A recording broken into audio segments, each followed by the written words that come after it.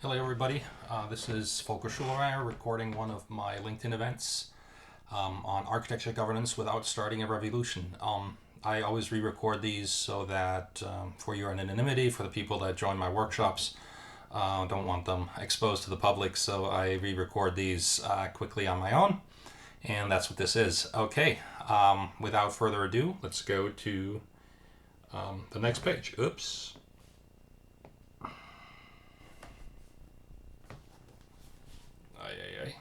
One second. Okay, sorry about that. So a bit about me. I've had a long career in IT. I've worked for major consulting companies, a very large software vendor, and in industry. I've been an architecture leader in industry, and now I'm an independent consultant. Here's my only advertising on www.eaadvisor.com. You can find info about me, and this is also where you'll be able to see this recorded event. So, what will we cover today? Again, I like to basically share what I've learned and what I've learned to do and what I've learned not to do. So hopefully you'll get a little bit of both. And specifically today, it's all about how to govern your architecture effectively without any, I'd call it, unusual resistance, which we sometimes get as an architecture team, and what techniques do you use to not make that happen at a high level. I'll share basically the 4 building blocks of an effective governance model for EA, and then a bit on the engagement model that's related to this, how you get successful governance, and then a deeper dive on the actual governance process and what to do to effectively govern. Okay, let's get started.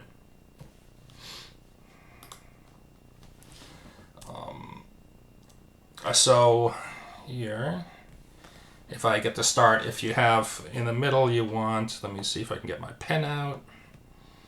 Let's say you want effective governance is your objective. The 4 building blocks I talk about are scope, people,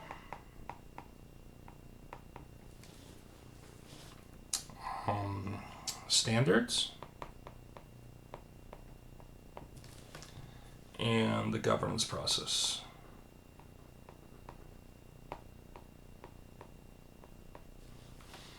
Okay, and in here, really, I'd say the way you can draw it is, I'd say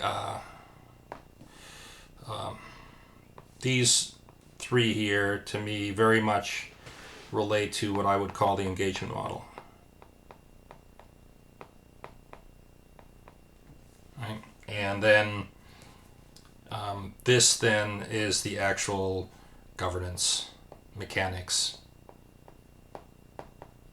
So on the engagement model, let's talk about that first. What I mean with scope actually, I mean you have to be very clear what areas and when enterprise architecture actually gets engaged, right? So do you govern everything?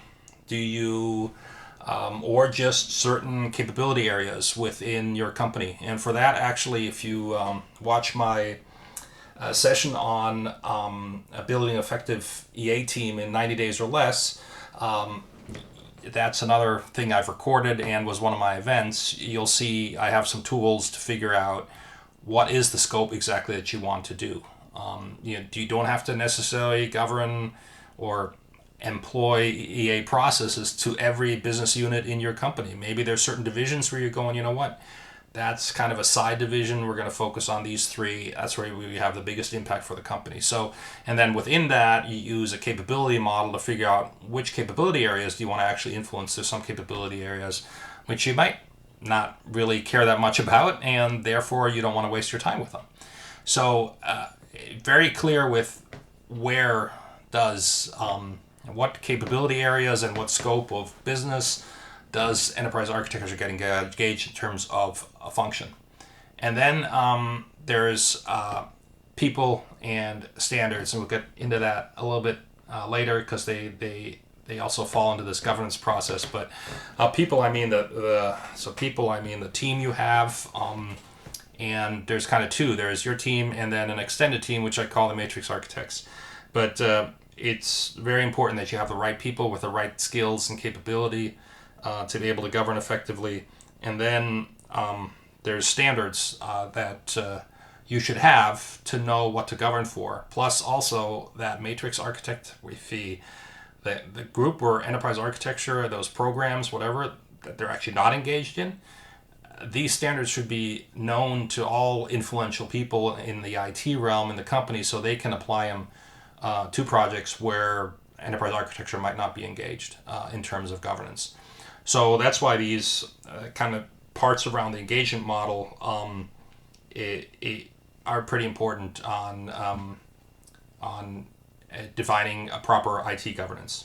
Okay, and like I said, I might touch on those a little bit later too, but we're going to go more into detail in the actual governance process. So there I kind of did there's the what we govern, second is the how we govern, and third is when, so timing. Okay, and we'll talk about those. Okay, so let's move on. One thing that's might be surprising here on this chart is I basically tell you everything. Okay, by everything though, I mean everything in scope. So you remember the previous slide defining your scope well. So just to give some examples, let's say your scope, which is in my last role, we basically said all we care about are the functions that we have to buy things.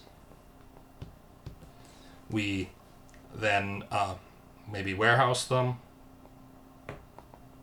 Then we make stuff out of it. Then we sell them. Then we need to distribute them. And then we need to account for all that. So the finance area. So we said, hey, if you're not in these processes like legal,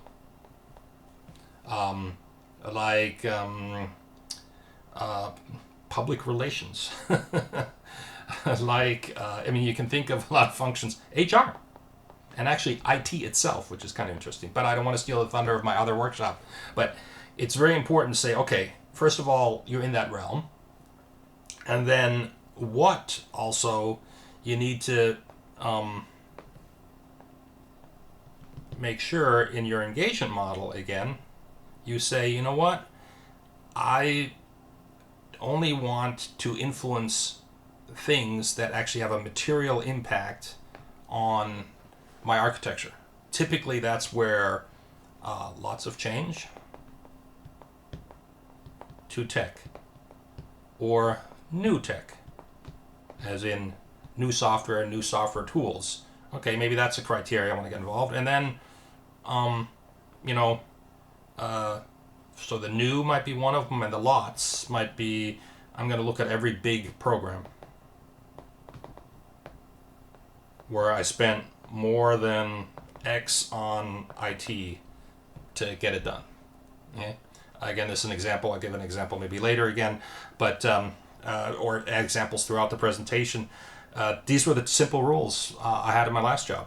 New tech, or you're spending more and more on X dollars than, and that's it. That's the easy rule. And then everything else, everything that scope-wise, so, I gave the example of buy, make, I was going to say build, make, distribute, sell, those process areas.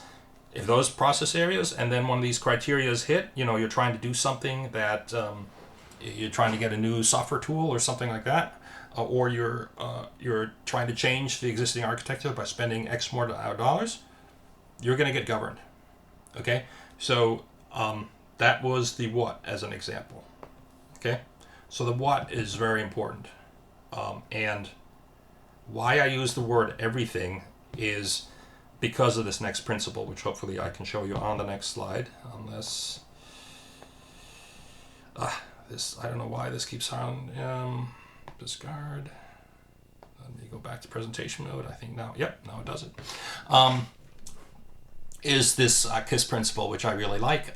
You'll see that also in one of my blogs, how much I like this principle. I apply it everywhere, which is keep it simple, stupid. Right? So it's confusing enough to people what every team does, and especially what enterprise architecture does. So how you get engaged, what you govern, keep it very simple, which again is why I say everything. Define your scope such that you're only working on things that are really important to the company and impact the architecture. And if it falls in that category, you are governing, and we'll get into that, all of it. Okay, don't make it vague. Don't make it, well, if it's this and that and this and that. No, this is my definition of my engagement model for the scope that EA gets engaged in. And if we get engaged, we govern.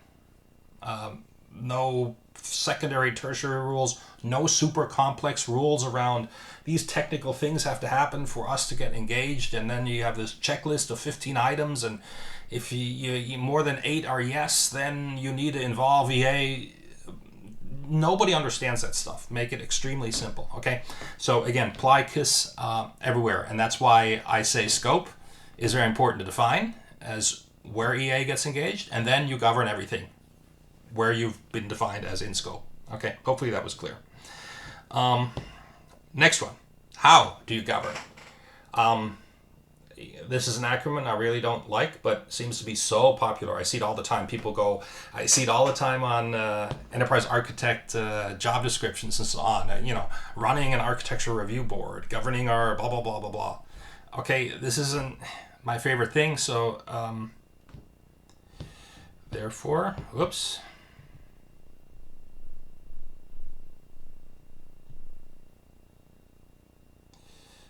Why isn't this working?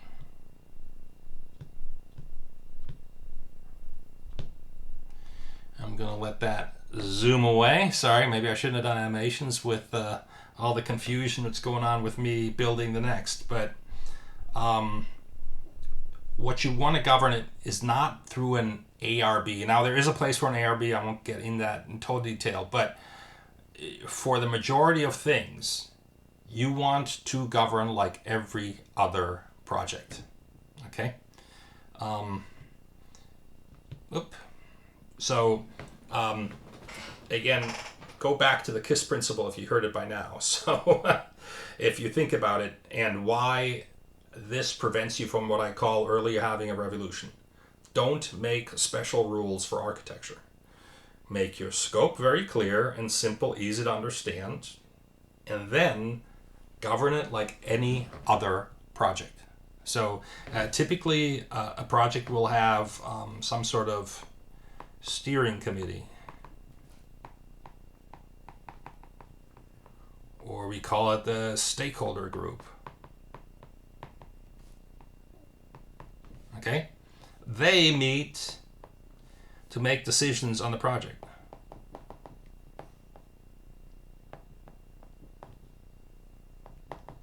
Right? You have these gates and whatever, early on maybe, gates that they need to approve. Well, be on that decision tree that makes those gate approvals. Don't. Now, you might do some pre-work to then be able to talk about what you're concerned about in those gates, but make the architecture review of whether this is architecturally sound just part of the natural process of the project, and don't have them come to some separate meeting. They have meetings to let a project proceed, and we'll talk about timing a little bit later.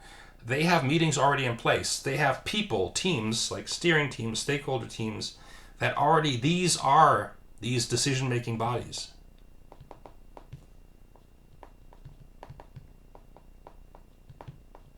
Don't invent a new one. Leverage what's there. Again, this is another thing that will prevent any kind of more heartburn of EA trying to help govern the architecture of major initiatives or whatever, again, the scope, definition, engagement model you decide to be engaged in. You make it the natural process of what's going on, and there you have all the tools in place to voice your opinion and to get to the right answer. Because what's another thing that I find funny is, let me get my eraser out here. So, who's typically on a steering team? There is some senior business person,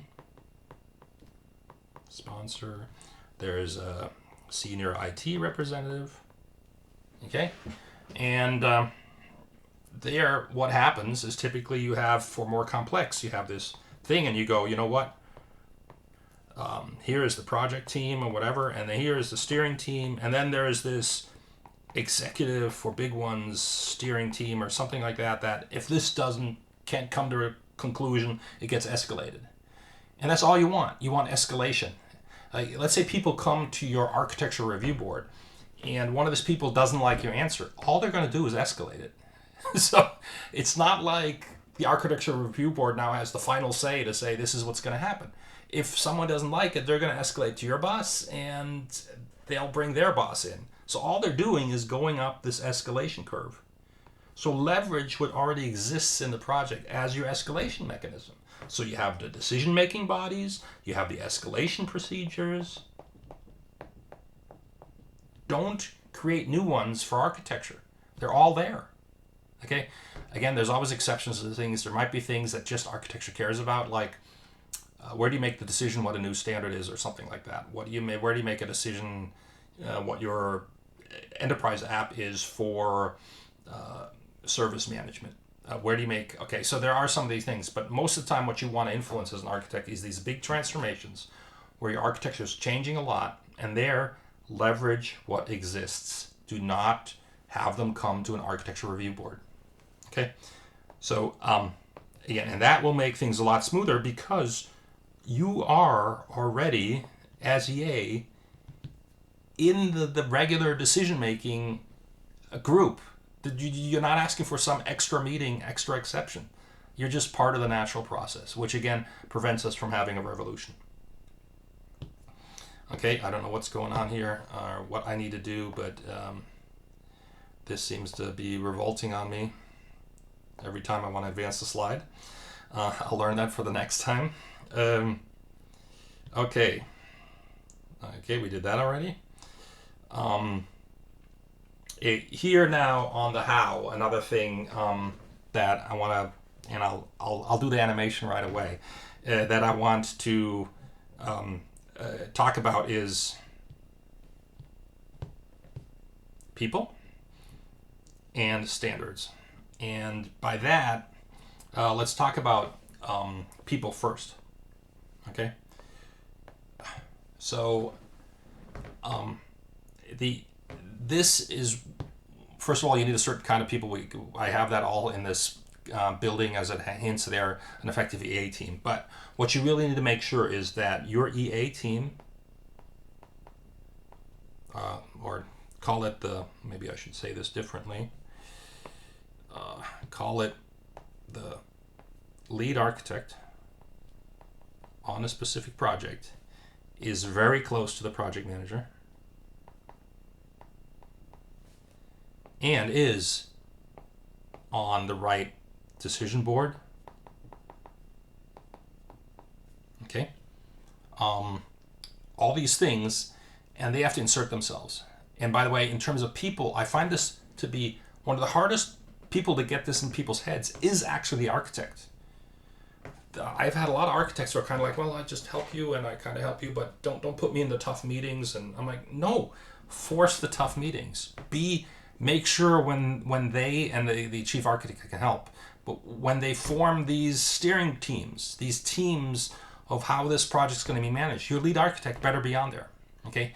Again, I'll talk about timing later because there's a pretty important point I want to make there. But that actually, I find a lot of architects don't want to insert themselves that hard. They don't want to. You have to, pound on the table that you need to be in these decisions. You need to be one of those decision makers.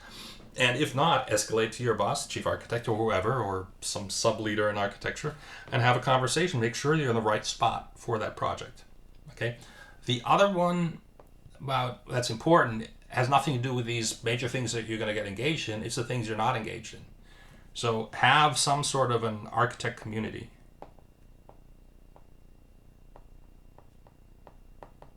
right? Last place I was all, we called them the matrix architects.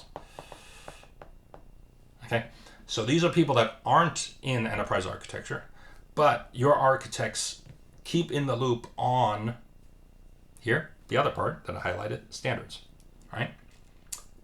Keep them in the loop what you think the target state architecture should be. What are the enterprise apps you should be using for specific capability areas? Where are exceptions allowed for what reason? How do you do integrations properly? Blah, blah, blah, blah, blah. Okay? How do you do HADR? What are the HADR patterns? Boom, go apply them. You don't need to call the EA. You know the standard. You have a network of people, an infrastructure team that know these. Boom, apply the standards. Okay? So that's why these things, the scope, which we talked about a lot earlier, very important.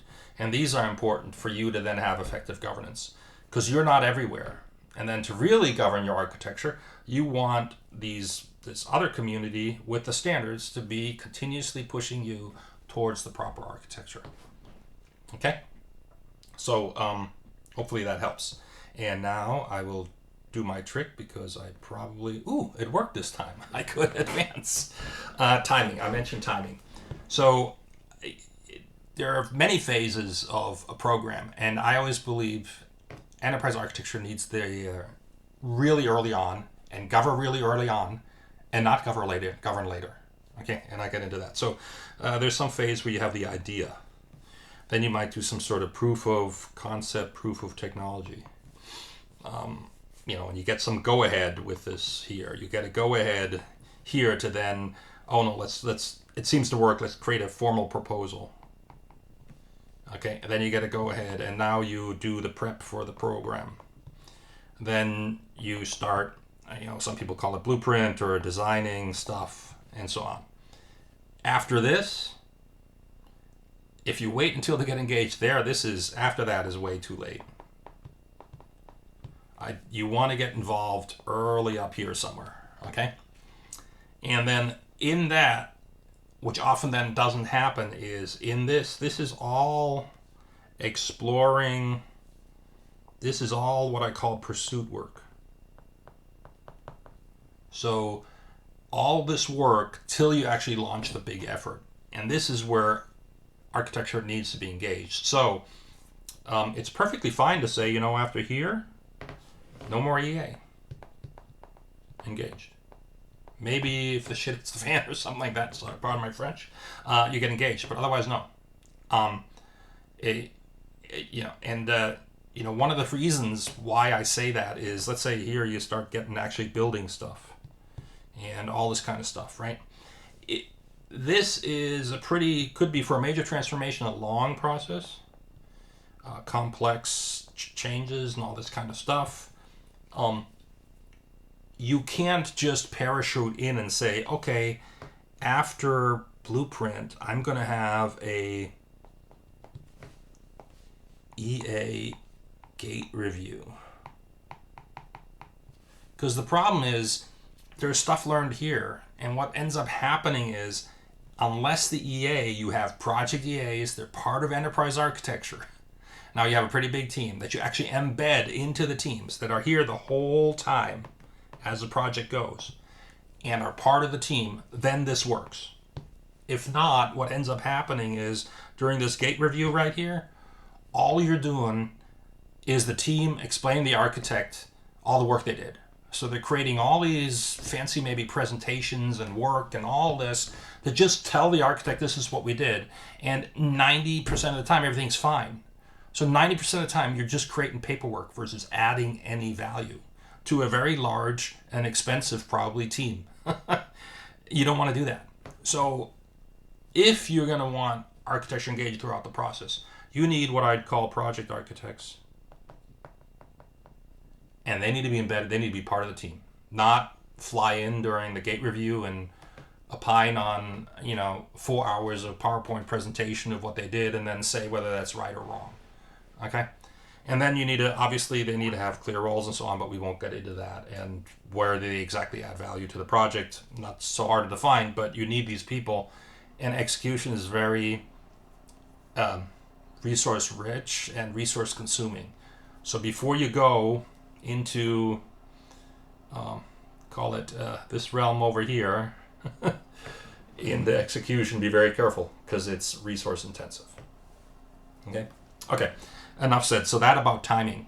So, and the tricky part here on the timing is if you're involved up here, people sometimes are loosey-goosey about the steering teams here, about these gates, and make sure that's formal. Make sure they take this pursuit serious like a project. And you get to guide them in the right direction, so then you have this good starting architecture perspective to launch the project. Because you need a decent architecture, otherwise how do you create a proposal? How do you tell people how much something costs if you don't know what you're building? So again, for me up here, for a decent proposal, you need enough information about the detailed architecture so you can write a relatively reliable proposal, and you've covered everything that could really throw a wrench into the program from a technical perspective. Those two things you want to have covered as the architecture team as part of that proposal development. And then you send the execution team off to get moving. Now, I think I have a couple of slides. Actually, I don't need to save this, but let's clean this mess up here. I have a couple of slides related to. Oh, now it's revolting again. I have a couple of slides that relate to why I think it's important, or why it's dangerous and not so high value add to be part of the execution team as enterprise architecture. Okay, so early engagement, like I said, is critical. I just gave you all the reasons. What happens there is, let's see if this works, is you kind of aim. So this is the proposal phase, right? You have a going in architecture, you kind of aim where that program should be going. Hopefully it's kind of heading towards the target state architecture. It doesn't always go straight for it. You never get the ideal world, but you get something that heads you in the right direction. And then you fire. And the fire, this is execution, right? And if you have a going in position, your team's going to get it. They're not going to go off and suddenly build this, right? They're going to build something close. There might be some exceptions that you might agree or not agree with the enterprise architect, but that's going to kind of stay in this realm of, right? It's going to kind of go in that direction, all still heading towards this target state architecture. And trust them, let them go, let them do it. If there is a big, explosion here somewhere, okay, then send an EA in for a reset. But there's got to be something big that happens to send them in and reset them. I think there's 2-3 other reasons, but I won't go into those right now. But again, why it's not so important to be in execution, but you need to have a real say on that going in architecture and a culture that they actually follow that architecture. Okay, another reason is here you go. So those arrows I talked about, okay? Here's a project kind of a little bit off, but it's not so big. Here's one, okay, it's kind of heading, you're kind of heading towards the target state architecture. Oops. How did my Apple News appear? But here's one that's totally off, but who cares? It's tiny, right? So again, if you're, remember earlier you had clear rules of what to get engaged in. And this is why you need to get engaged in the big kahuna projects, because they set your architecture and they implement big changes. The small ones, who cares, right? Let's say you're not even involved, who cares? It doesn't matter. These you set in the right direction, right? Those are getting involved earlier, and so on. And I can go through this, and every once in a while there's something that might go wrong that happens to be a small project you're not involved in. By the way, a lot of the small projects will go in the right direction. This is just illustrative. But at the end of the day, you're kind of heading towards the target state architecture, right? And being involved in these long things here is incredibly time consuming, and I'm not sure it's worth it. And at the end of the day, you're going to get close to this, and that's your ultimate mission, right? You're never going to get it perfect. It's not going to be perfect, but you want to head in this direction, what you think is the ultimate flexible architecture for your company where it operates the best. So again, that's it on timing. And that's really all I had. So again, take notes, maybe think about what you do with this, what you just heard. What is your most important takeaway? For me, some of them are Be careful with the ARB. Maybe do this with it. Right? And use the standard project governance process for your company. That's the biggest one. Don't do anything special. My next action is maybe, if you're a CIO, talk to your EA, and so on, which, it's down here probably who to talk to. And next action is, have you not defined scope well enough? Go ahead and define scope, okay? Get that right. And then don't forget this. Keep it simple and stupid. Stop doing, maybe I should have drawn this down here. But you get the idea. Pick 1-2 things that you're going to do, and hopefully with that, you'll already improve your way to proper IT governance or efficient IT governance that won't upset the masses. Okay, thanks a lot. Bye, guys.